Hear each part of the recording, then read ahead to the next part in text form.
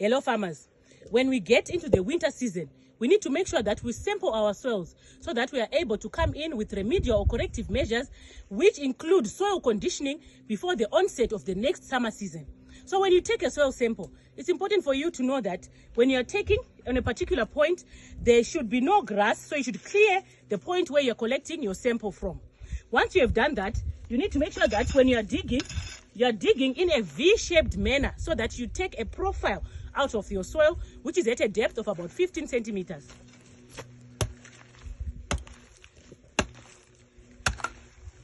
So sometimes the ground might be hard and you might be tempted to take the topsoil, but you should not do that because it will give you bias and it will appear as if your soils are rich when in actual fact they are not. You should make sure that the soil that you are digging in the hole, you are removing and putting outside so that it doesn't again give you bias. So the soil profile that you need is a layer which comes from the walls of the hole.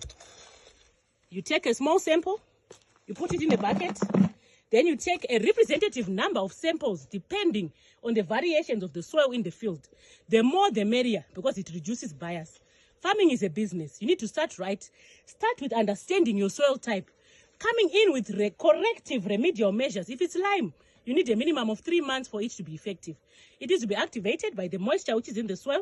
So if you lime your soils in winter, it also helps so that the activation occurs with the residual moisture which is in the soil. Farming is a business. You need to start right and employ good agronomic practices.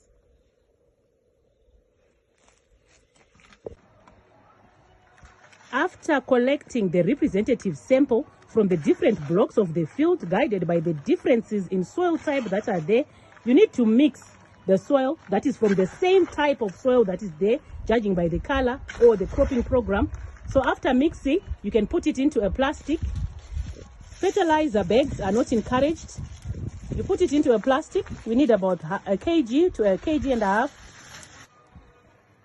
Once the sample has been collected, we need to make sure that we label in a way that we'll be able to tell the type of sample and where the sample came from. So here we have put Palm Tree Farm, Pivot 1. So we put the paper inside the bag so that we can be able to trace the sample. There are different types of soil analysis, pH testing and full nutrient analysis.